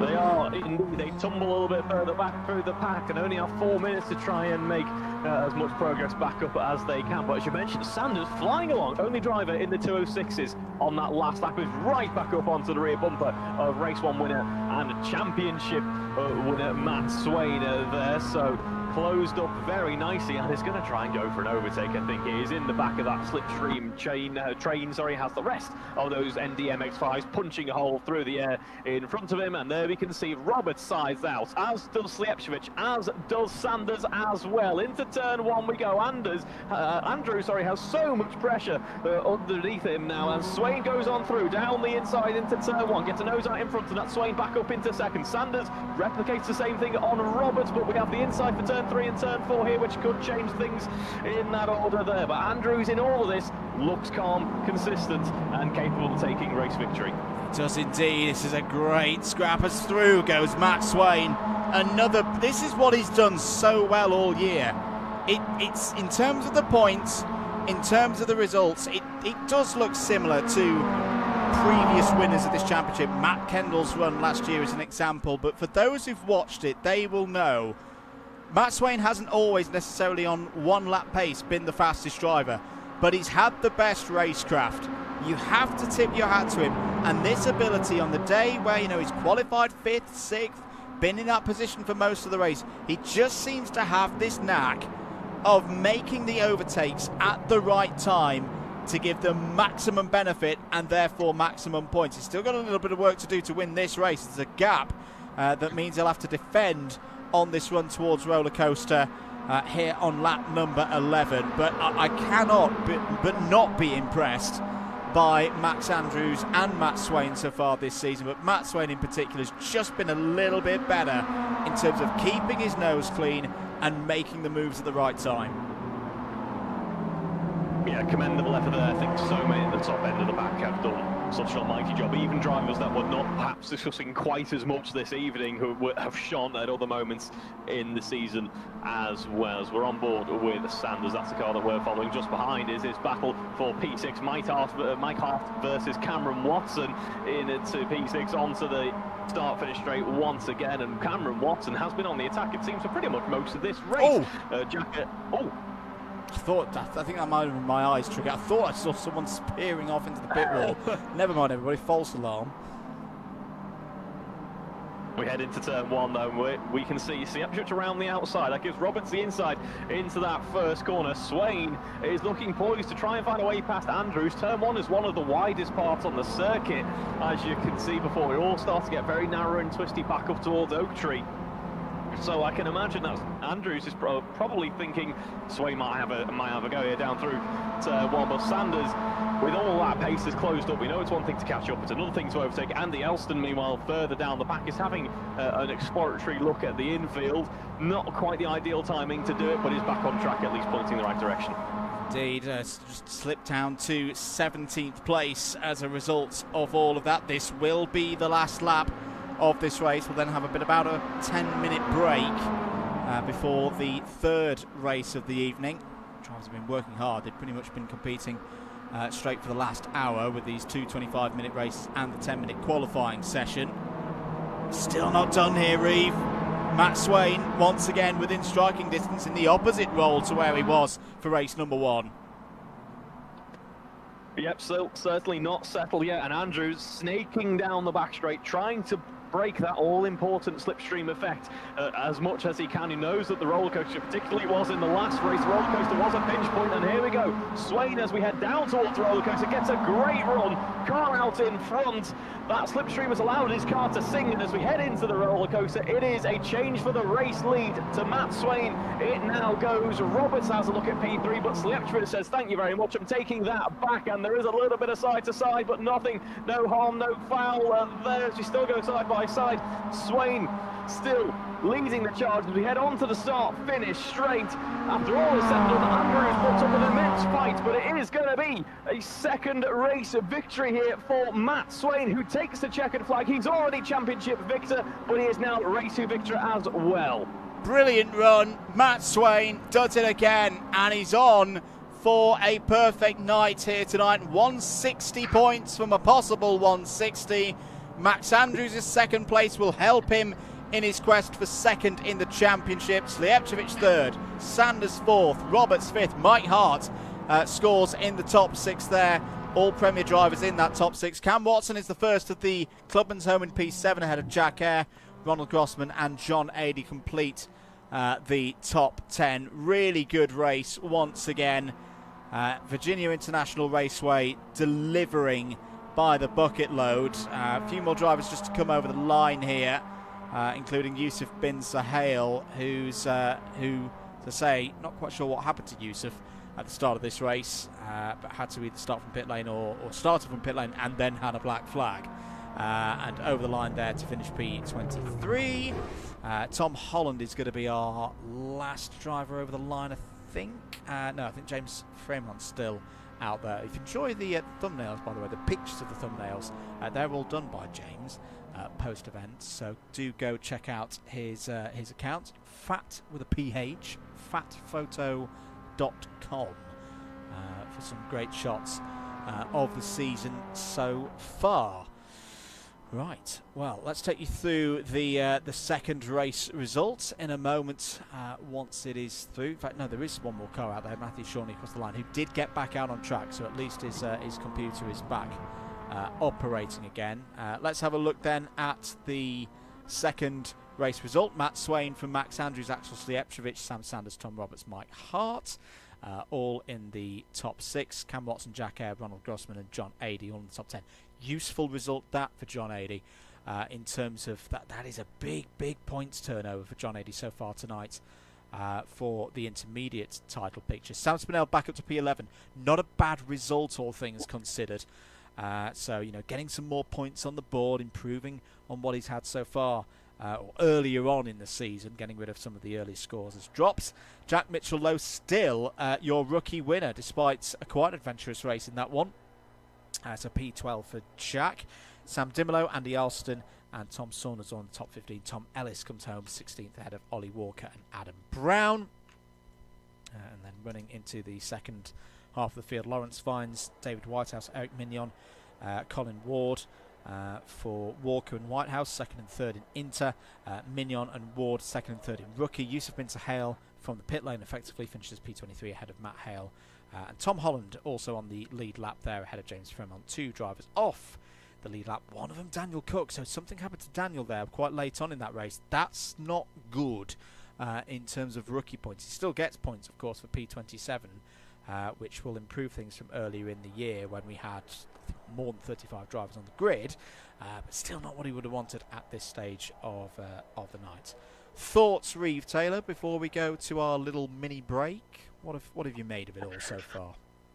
Well, what a treat I think it's been so far. Those fights at the top end in particular, I don't think if you're in the top 6 at any point heading up to the final lap, can you be secure in knowing that you're going to get the position that you've been sat in? It has been great to see just how close the pack is, not just at the top end, to be fair, also in the midfield as well. So I say, bring on our final race in the MX-5s this season. And that race will be in about 8 minutes' time. Lock with us here on DDMM. More racing coming up very soon. Welcome everybody once again to Kim Bolton. Whatever you're doing, put your phone on silent, put the tea down, do whatever you need to do to be ready for this, the title decider for 2025 in the Reeve Tools Motorsport UK British Kart Championships in KZ2. The Gearbox Short Circuit title is on the line. This is going to be a nail-biter, ladies and gentlemen. We have seen some stunning finishes in this KZ2 class in years gone by. You think back to the likes of 2019. You think back to last year as well. What is going to happen here in 2025? It's the Reeve Tools Motorsport UK British Kart Championships. It's KZ2 and we are racing in the season finale. It's a good start for Price. It's a good start for Weston and Murphy. Stevens is already fighting for P4. Really good stuff. Maxime Rem goes around the outside of Finn McLaughlin to retake the race lead. McLaughlin responds down the inside. Rem's run wide there. Another couple of the US Racing runners also wide as they go into the infield. Where is Simon Strands in all of this? One of the Van Amersfoort Racing cars is off. There he is. There he is, the number 25 of Simon Strands, and you can just see from the body language of his car that he's miles quicker than everybody else. Got to keep his rear tyres in check as Simon Strands. That's what he was struggling with through turns 12 and 13 after the long run through 10 as he weaves his way through. What an incredible piece of driving there from Simon Strands, who's now up to, is it third place? There is Finn McLaughlin, who's going to be the next target for Simon Strands. So it's in this part of the course. He breezes past him as if Finn McLaughlin's not even there. Martins is going to be watching the mirrors down into turn 1 as we go back to green. Looking around the outside, there is Machado. That's a brave move through turn 1, out onto the curb. He'll have the next corner to the advantage of the Aston Martin into turn number 2. If Machado can make that work, that's one of the overtakes of the race, and he's done it. Oh, big spin. Oh, that's a big off for the Aston Martin 007. That, to me, looked not to be driver error. I wonder, is that some form of failure for the Aston Martin Vantage? That was a very high speed off. Got to say, the number 16 Toyota did very well to avoid any further incidents, and not a surprise, safety car scramble. This is what we want to see. This is the battle that I thought would occur before the start of this race. The Briton used to these conditions. Mike Halder with the strong record round this. Oh, they're off. They're both off. They're off into the gravel on driver's left out of turn 9. The battle is over. They're out of the race. And through back into the lead will go René Paulsen. What happened there? Brickley spins his front wheels. That's dug in. That's going no further. And coming through now is the number 28 of Eric Genet. Genet, who's never won a TCR Spain points race, has gone from 10th on the grid to lead at the end of lap 1. It's going to be 7 wins out of 8. The only time he didn't win this season was when he was going up against a solo run against Lawrence Herr.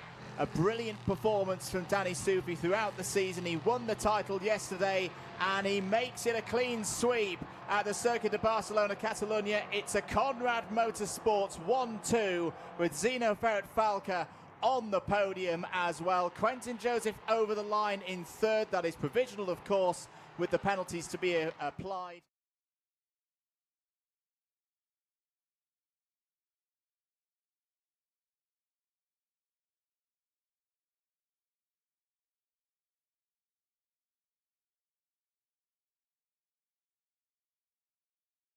But Andrew Mather, it's your first kart masters, so please bring them to the start. 15 minutes plus 1 lap are underway for the Grand Prix in Minimax 2025. It's a very good start for Emerson McAndrew. One of the SFRs is taking to the grass in the early stages, but apart from that, it looks pretty good. Finding the grip, 3-4 corners to go. What a win this is going to be for George Edgar. George Edgar wins gold. Gold for the United Kingdom. What a drive. Yes, it's not done yet, is Daniel Ferguson. He could have 14 positions. And here he goes down the inside on Ozzie Gibson. Ozzie Gibson tries to fight it around the outside, but nothing is stopping Daniel Ferguson in this race, particularly through turns 3 and 4 as Phillips goes for the lead. Phillips down the inside, and he takes it away from his teammate. What a move by Jesse Phillips. He's coming back. Cradham's going to give it him back. Here's the point where they've got to be careful. How many chains have we seen pop off there through turn 3 and 4? Everything was fine. As out of the race, is it Archie Owen who's out of the race? It's Evan Purcell It's Evan Purcell. They've both gone. Here we go. It was always going to happen when it stacks up. Archie Owen and Evan Purcell's weekends and hopes of Miami Winter Cup victory are over. Let's head across to iRACING, who's the first of our top 4 in the championship. Eli, yes, it's not pole position, but you are the highest ranked driver on the grid of those right at the sharp end of the championship. You've cut the lead to William Kalesia behind. Are you feeling you can do this? Can you take the championship lead today? Yes. So final lap board is going to come out now. Harry Bartle sees it, looking to take his second win of the year. First win, first podium visit it would be as well, since all the way back at Dunk as well. Tinsley defends to the inside. I don't think Higgins is going to get involved in that though, because he has a 7-point advantage. But out of the final corner, Harry Bartle, through the final 2 turns, will take his second win of the year, will take second place in the championship and the place in Bahrain. But Matthew Higgins, from 2 weeks ago, a horrendous incident could have put pay to his season. It didn't happen for him 1 week ago at the World Championships, but here at PF International, a circuit where he's had so many successes over the years, he can now say for the first time he is Rear Tools Motorsport UK Senior Rotax British Champion. Let's go with Maria Neto around her home circuits on this year's calendar, the Cartodromo International Algarve. The lap starts quick with high speeds through the right-handers of turns 1 and 2, before a tricky stop on the brakes into another right-hander, turn 3. This is the part of the course, though, where Kenzo Craigie has been really strong for the past 10 laps or so. Noah Baglin has got to hold it together. He's got to pick his line very carefully off of the Litchfield Bridge. This could be the key point into hairpin number 1. Baglin goes right. Craigie goes left. Craigie, nearly off the road. Both of them are off the road. Craigie's going to look for the switchback. Hairpin 2 is going to be another opportunity for them. Backlund goes defensive again. Craigie's got his node ahead. Can he get on the power? He's off the road. He's completely off the road. He's still side by side of Backlund and Craigie through the Fullerton S's. What a finish we're having here at PF International, which still not done. You can overtake everywhere around the circuit. Craigie looks down the inside. He's got the lead.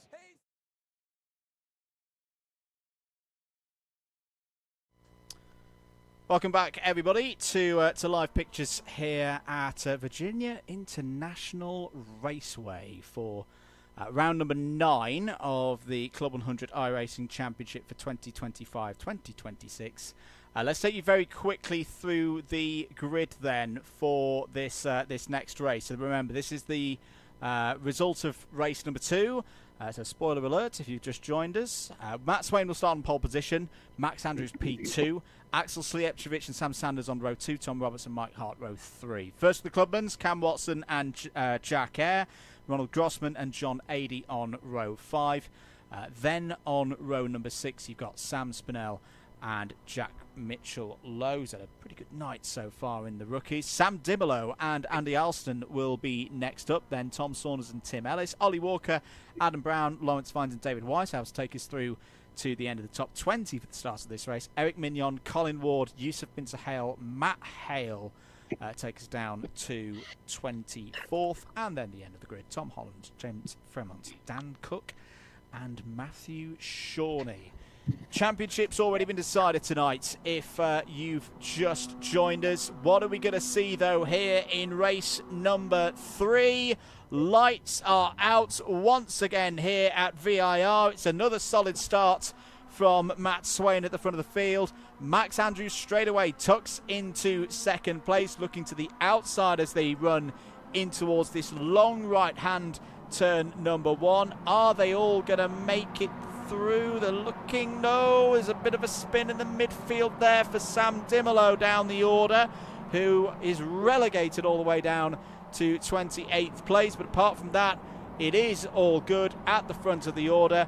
I wonder here whether Max Andrews might try some different tactics, Reeve, of not go for the race lead and almost let Matt Swain do the hard work in this one. Yeah, that's precisely perhaps what he does need to do. I mean, race 2, as you say, he put all that hard work in, and then that slipstream at the end was an immense help. Obviously, all the skill and experience played a huge part in it as well, but Andrews maybe just needs to retime his moment, if you will, to pounce for that race victory, because he's certainly got the pace to go for it. He might be able to just keep it in his back pocket for later on into the race, perhaps. Let's see how things do play out, though. Swain at the moment leads us, as he does in the championship, as he has done across the line in race 1 and race 2 this evening, but it's not by a huge margin. The pack is still very close together. Slepchevich, Sanders and Roberts just behind us. We're all in one big single file heading down the back straight. Problems for Andy Alston. I think these started a little bit earlier on in lap number 1. So you're keeping an eye on the Rethink Racing car with the kind of burgundy details. That was okay. That was just a little trip through the grass. But then another incident later on, side by side with Ollie Walker. Oh, that's going to be a high-speed spin. Both of them off the road. Deep into the grass there, bit of a bunny hop. My goodness, it's like driving in the Cotswolds for Andy. Instead of through the potholes, it's through the grass, and he's going to drop back down again. I wonder if that's what's giving him damage. Yes, I think it is. And he is towed to pit lane. That is a real shame for Andy Alston, who had problems on lap 1 last time out at Oschersleben. This time running close together there with Ollie Walker. Resulted in that spin. I think, has Yusuf got more problems? Yusuf Bin Sahel is out of this one. We're going to stay with the race leaders, though, here, because what a scrap we're having once again at the front of the field between, well, I'm going to start calling them the famous 5, the fantastic 5, whatever they are. It's brilliant to watch here between Andrew Swain, Robert Slepchevich, Sanders, and I tell you what, Mike Hart is going to be joining in for good measure as well. Fantastic. The famous 5 grows to a couple more MX-5s by the looks of things. There we go. It's all the 5 seemingly. A bit like an old Subaru rally car, if you will. But yeah, unfortunate to see Yusuf dropping out there. It feels like all of his luck was had in race 1. All of his season luck was had at the very start of this weekend, unfortunately. We're on board with Jack Eyre, though, who's putting pressure on Mike Hart, leading clubman at the moment. Obviously has had some really strong showings so far, and is having a look around the inside potentially of Mike Hart. Nothing he can do just yet. We're in a very narrow part of the circuit for the time. I mean, there's no real wide part here at VIR, so we'll just have to wait for his moment to try and find an overtake. But still, we've got such a huge train of MX-5s heading down the back straight. I've got some events on the replay stream as to what may have happened to Yusuf. Now, there looks to be a bit of damage on the front of the car already. Running wide. Oh, my goodness me. This is going to be a big and Bosch. I mean, that's quite a way to... In fact, he's not even got into the pit lane there. That was a bit Joseph Newgarden-esque, except he didn't slide down the lane. If you know, you know. But that is what happened to Yusuf Bin Sahel that put him out of this race. That is certainly a pit stop there for Yusuf Bin Sahel, isn't it? As we head to the top end of the pack once again. Andrews leading the charge, so he has gone for that overtake earlier on in this race. Now he's just going to be thinking, what can he do differently to try and keep Swain behind? We effectively just pick up where we left off, which is arguably the beauty of keeping the grids the same. But Andrews is going to have to think on his feet, I think, to try and find something else to keep Swain behind. Swain's having a look around the outside now. He knows that just weaving in the slipstream isn't going to make the difference because, well, they're alongside at this point. Watch out for Slijepcevic as well, who takes that tighter inside line there. Gets a great run out the corner, but isn't able to find a way past Swain. Never mind, get away past Andrews. So for now, Andrews still leads us as we snake our way to the top end of the track. We do indeed. And still, I'll tell you what, it's not a top 5 anymore. It pretty much goes all the way, this one train, back to Adam Brown in 15th place. A little bit more stretched out in the second half. But there's some big points to be gained in this one also. Some big points to be potentially lost if any of these drivers make mistakes as we get to this crucial end of the season. This is the last time that we'll see the MX-5s in race trim in the championship for this particular campaign. 2 weeks time, Road Atlanta. I'm really looking forward to that one in the GT3s. Yeah. Similar in places to Virginia International Raceway, but if anything, turned up to 11 even more. As I say, it's not a circuit that has been on any Club 100 Sim Racing Championship calendar before. This place was on the BUKC iRacing Trophy calendar 2 years ago. And for some of the drivers, I mean, some of them will know it well. It's a well-known circuit. Features a lot in the public lobbies, and of course there's the Petit Le Mans special events that happen in the autumn each year that a good number of people get involved. Maybe not as much as, say, a Daytona 24 hours or a Bathurst 12 hours. They tend to get more subscribers using that earlier on in the year, of course. But yeah, it's going to be really interesting to see how people take on that challenge. It's going to be interesting as well to see who wins out in this battle. Roberts, again, looking round the outside. He's tried this a couple of times so far tonight. Maybe as the track starts to change a little bit, we are in sim into late afternoon, early evening now, about 4:30 p.m. in the sim. Still cloudy conditions, and I tell you what, Tom Roberts might make this work. He's been side by side with Swain for the last couple of corners. Oh, not quite. Swain got a really good run there off of turn number 3 and holds on to the race lead, Reeve.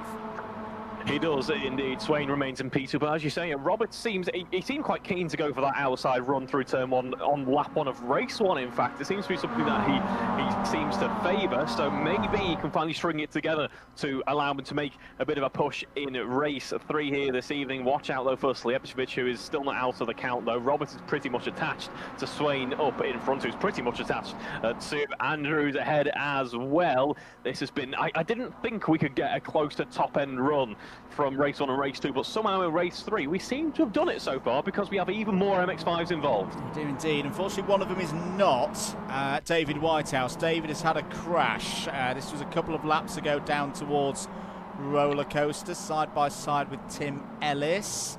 Oh, and it all gets a bit tight. Oh, and catches the end of that tyre wall. That's race done for the Alpha Live branded machine with David Whitehouse. Well, he's going to be able to do a decent job just to get back to the pits with that one. But that is not... It's been a frustrating second half of the season for David. He's had some really strong results, probably the strongest set of results that he's ever had in his time in his championship. And David's been with this one since the very start, since the pandemic days. But those hopes of winning the intermediate title just starting to disappear now and get too far away, especially with John Adey. John Adey, what a night he's having. His teammate Matthew Shawnee is back up to 19th place, but John has solidly been deep into the top 15 all night, just outside the top 10 for most of it. He's on for a really big points haul here. This could close things up in intermediate. It could indeed. That's a great thing about having so many classes running at once. There's so many stories to choose from. We might be settled right at the top end of the pack, but there's still all to play for as we head into this last bit of MX5 running, and of course Road Atlanta in 2 weeks' time as well. Still 15 minutes to go in this one. 80 just behind Brown and Saunders here.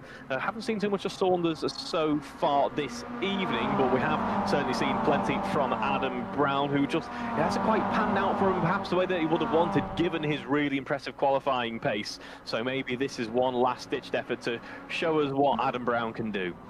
Matthew Shawnee has got more problems tonight. Well, what was the cause this time? Spins off that wall's approaching quick. Oh, that's a big hit.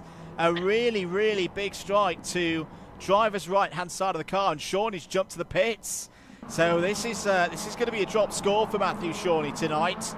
And, well, at least he's still got the points from earlier in the season to fall back on. But his lead in the championship is going to be significantly trimmed here tonight by his teammate. The saving grace for him, perhaps, is that David Whitehouse, as mentioned, has also had some problems here this evening. Still with this battle for 10th place, Tom Saunders. You're right, Reeve. We haven't seen too much of Tom, mainly because he's been making his way up from the back of the field. Remember, he had that spin on lap 1 of race number 1. He's still going to be losing points, I think, to Sam Spinell in terms of the clubman battle. But given that Spinell has also had problems tonight, had a PC reset during race number 1, he's going to have a deficit going into Road Atlanta, but it's not the end of the world. And I think he's still got a decent chance here of taking that prize drive from the clubman class drivers to racing CLUB100 later on this year.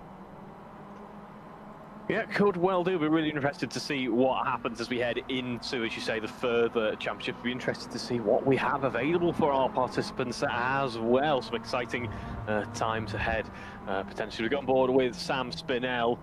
Made up a few places from a race start so far, as right on the back of this pack. This huge race leading pack, which does work all its way up to P1. They're all still in the same camera shot, at least. Spinell running up the rear of that pack, trying to find a way past as well. Goes down the right-hand side of this. Will give him a bit of an opportunity as we snake our way through the right-hander in just a moment. Has to ride over the curb, though. That could cost him a little bit of time, potentially, if he does need to back out of it to keep the car stable, and he does do so. Actually does have Cameron Watson for company as well. He does indeed. I tell you what, Jack Eyre living life on the edge there. I think there's been a problem between Sam Dimolo and Eric Mignon as well, which we'll come back to in a few moments' time, because we're just going to watch this scrap up towards the roller coaster once again here. We're on lap number 7, 25-minute race, so we're still due to probably see this race end after 12 laps. Not the full 14 up in the top left-hand corner. That's a case of lobby settings, just to make sure that this race does go to 25 minutes. Here's another move coming in from Tom Roberts. We've already seen him do a double overtake round the outside earlier on tonight. That was nearly another one as Matt Swain cycles back to the front of the order. Let's have a look at what happened between Eric Mignon and Sam Dimolo. This was early on in this lap. Oh dear, that's the back end of that incident. Let's see if we can find the trigger for it. This is going to be one of those two. Oh, Matt Hale, you are one lucky boy. Really close there to the back of the Leffe liveried car, and that's how it happened. Sam Dimolo, Eric Mignon, both with significant damage, both out of the main running of this race. Looking back at the top end then, Swain leads us ahead of Robert.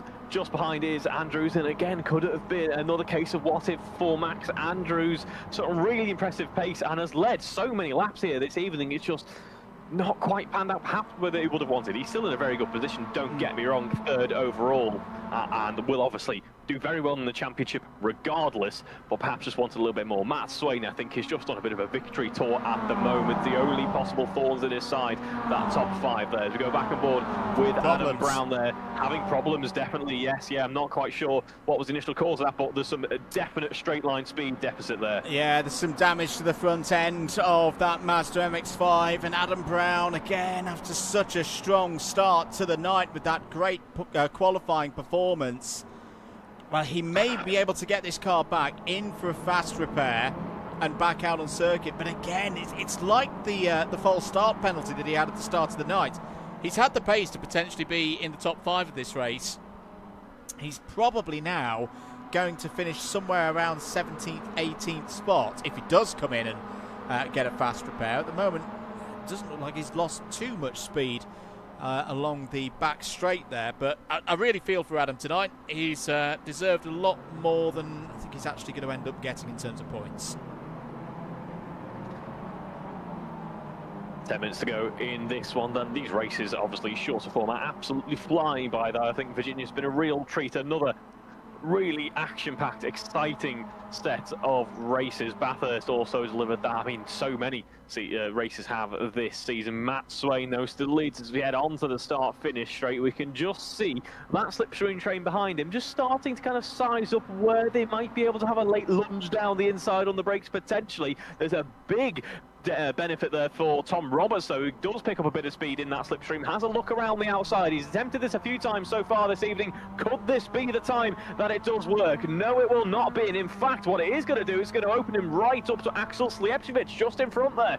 He is briefly side by side and just about held on to P2. Does have to work his way back into P3 though, as Roberts has the inside for turn 3.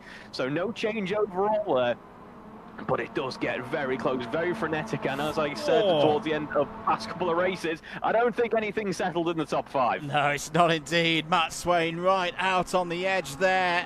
Had a bit of a tickle of the dirt on driver's left-hand side. Now uphill once again through these S's. This brilliant sequence of corners, and still look how close the field is. If you make one mistake tonight, one little spin out, you're not just going to be losing 2 or 3 positions, you're going to be dropping outside the top 10. Looks like Adam Brown, by the way, is carrying on with that damage. I think it's more than superficial, but it's not so bad that Adam has felt the need to come in and get it repaired. So it just holding in 11th place right now, but it looks like he's dropping off the back of this pack now, which might be good news for the likes of Jack Mitchell-Lowe, who really is delivering tonight, is getting a big haul of points now. Whether it's enough to get him fully back into rookie title contention, we'll see once all the maths is done ahead of round 10, the last round of the season at Road Atlanta in 2 weeks' time. But this top 5 leading at the moment from then, again, similar to race 2, a big group from 6th place all the way down to, funnily enough, 14th. And that is exactly the same as what we had in race number 2. We saw that change big time in the last 7 or 8 minutes of the previous race, and once again 7-8 minutes to go then. Swain at the front of the field. Roberts had that marvellous race 2 win where our fingernails were well and truly chewed away at Bathurst 2 weeks ago. Don't think there's going to be any involvements of blue flags and cars going a lap down tonight, but still plenty of this action in this top 5 to be occupied with for Tom Roberts. Absolutely, a repeat of the previous lap there. We saw Slijepcevic down side by side there, thought he had a chance, but boxed off in the end. It'll be interesting to see if drivers start to think of some late final opportunities for the last couple of overtakes here in the MX-5s for this season. But yeah, going back to Bathurst, what, as you say, an absolute nail-biter that was. Still can't quite believe it. A little bit of damage on Roberts' car this evening as well, just not quite as severe, so a bit less to contend with. As we got a great view though from Matt Swain, we can see that slipstream at work, allowing the likes of Roberts and Slijepcevic to close right up. You don't want to dive immediately out of it though, because it will compromise you compared to all of the cars behind. Roberts taking as much of the track as he dares there over the curbs, and taking a slightly wider run than Matt Swain to maybe just try and psych out his opponent or set himself up nicely for the run through turn 12 and potentially get a move on as we run down towards the roller coaster. Do indeed. So it's still this top 5. Let's go on board with Max Andrews in the quadruple slipstream right now. Heading towards this most crucial of corners. Who is going to be late on the brakes? But that's the thing, you soon go over the crest of that hill. If you've taken too much speed, you can lose out very quickly. In fact, as Axel Slijepcevic made it all the way through in all of this, that would be a remarkable run from Axel Slijepcevic. He has. How has he done that? We'll take another look at that one from Axel Slijepcevic. Well, he made some special moves a week and a half ago at Buckmore Park to take those 2 mains race wins. He's drawn alongside, got past Roberts on the way in. That looked far easier than I'm sure it actually was for Axel Slijepcevic, but he got it timed to perfection, didn't need to brake too hard, takes the lead of this race. He does. I think he effectively used Roberts to his advantage there in allowing Swain to be preoccupied with him. I'd like to point out as well, Andrews is up on through as well. Big change in this top 5 then, as Sanders now finds himself in P3. It's going to be Roberts and Swain who are battling it out for P1 and P2, now in P4 and P5. What a big change there. Swain still wanting to claw back those final few positions, and if race 1 and race 2 are anything to go by, that is certainly on the cards. But wonderful driving from Slijepcevic there to end up taking race lead. I tell you what, this top 5 need to be careful that they don't let the second group back in, because Mike Hart there in 6th, Watson, Spinell, Air, Brown, they're all still within 5 seconds. Now don't worry, we've not got any front fairing penalties or anything of that description in this series, but you take my point. One big lap of battling for this top 5, 2 big laps of battling for this top 5. That's the kind of event that could easily see what is now less than 3-second gap between 1st and 6th place very, very quickly disappear. And again, it being the last MX5 race of the season, 2 more races in the GT3s to come, everybody's going to be a little bit sendy, I feel, when we get to that final lap, especially that final sector. Here's another attack from Sam Sanders. Sam Sanders trying to do to Axel Slijepcevic what he saw Axel do about a lap ago. Axel's wise to it, trying to hold around the inside. Sam Sanders still there. There's going to be a left-hander coming up, and Sam's going to get through. Great run from Sam Sanders to take the race lead then. 21 minutes of this 25-minute race gone. Slijepcevic did not want to give that one up, Reeve, but Sam Sanders had problems earlier on in the night, but he got that one absolutely spot on. But here comes Slijepcevic again. Yep, certainly not over yet. We go oh so close. Watch out for Max Andrews, though. We're going to be potentially going 4 wide into turn 1 once again. We saw how that worked out previously. Come on, drivers, let's have a different turn of events here.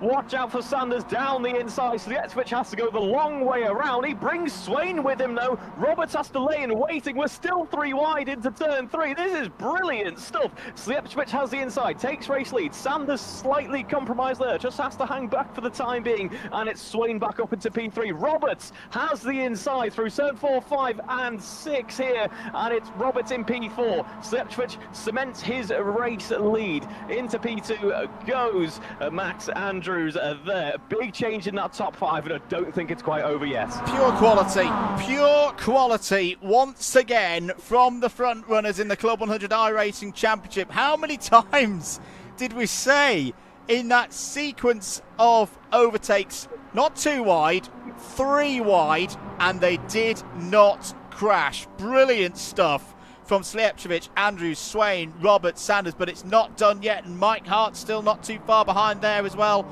It's maybe a little bit, bit of a mistake there from Slijepcevic. That's going to give an opportunity now to Max Andrews. Max Andrews gets his nose ahead, but is his nose ahead too early now as they run up towards Roller Coaster?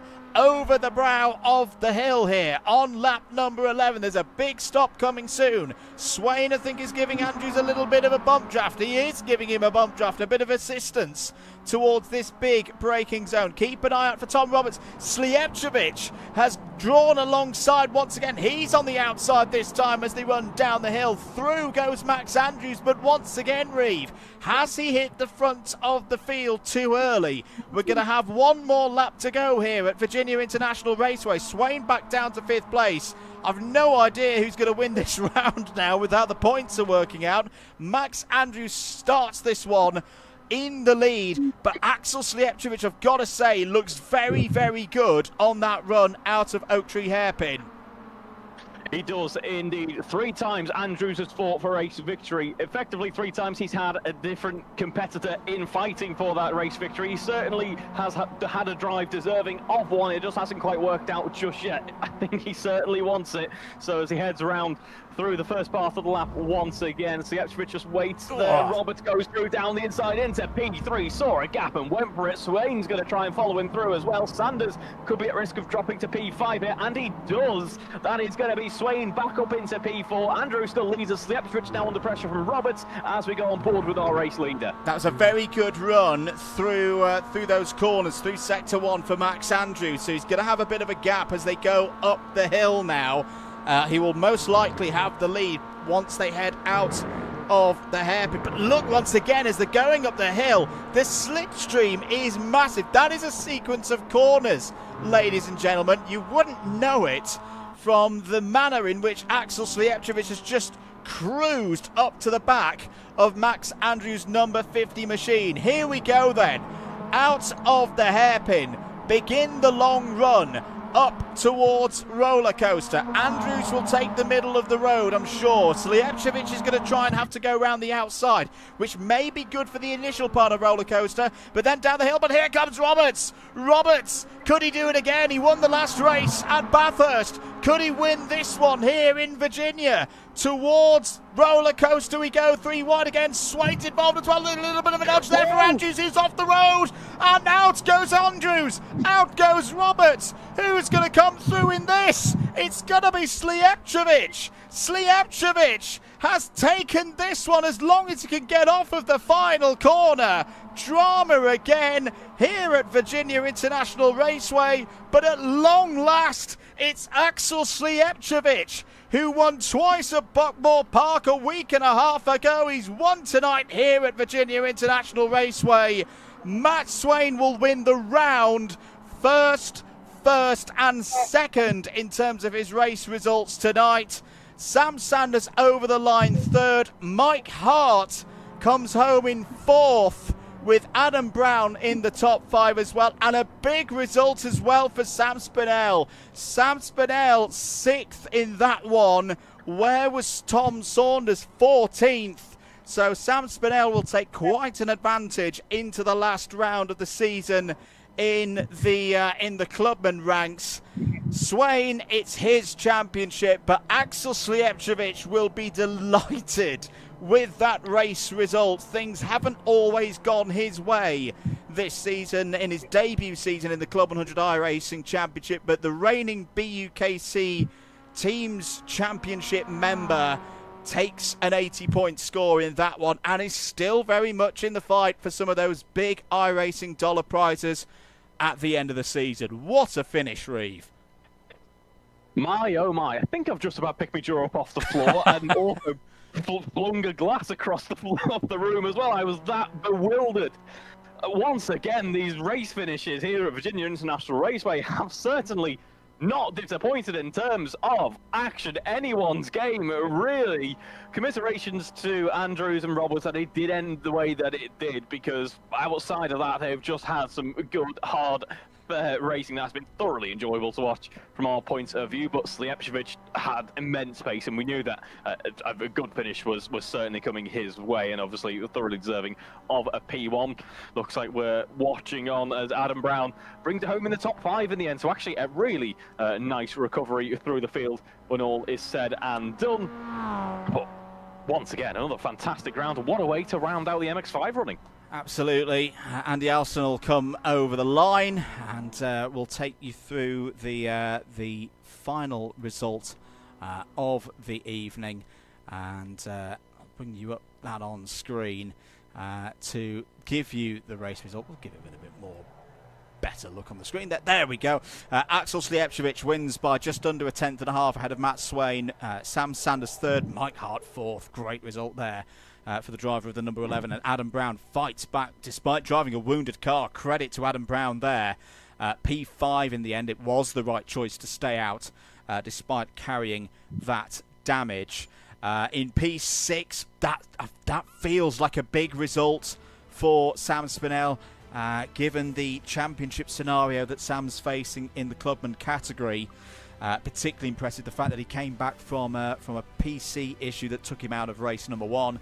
Cameron Watson, solid points tonight, P7. Likewise for Jack Eyre, P8. Big result for Jack Mitchell-Lowe. Needed to capitalise on his experience in the Mazda MX-5s tonight. He'll be looking for a big score in the GT3s in the last round at Road Atlanta in a couple of weeks' time. P9 in that one for the rookie. Tom Roberts and Max Andrews in the end, P10, P11. It's points for them, but they won't be happy with how that race finished. Ronald Grossman, a little bit missing in action tonight. P12 in the end for the German. 13th for John Adey, a big night as well for him in the intermediate category. That well could be a turning point. It is not done yet in the intermediate class. 14th for Tom Saunders. You know, good damage limitation, but he's still lost out on points versus his closest rival in the Clubman title race, Sam Spinell. 15th for Lawrence Vines, 16th for Tim Ellis. Colin Ward strikes back as well in the rookie title fight with that 17th place. Ollie Walker had some decent speed tonight. In the end, finished 18th in that race, just ahead of Daniel Cook, who recovered from the back of the grid in disappointment in race 2 to get another top 20.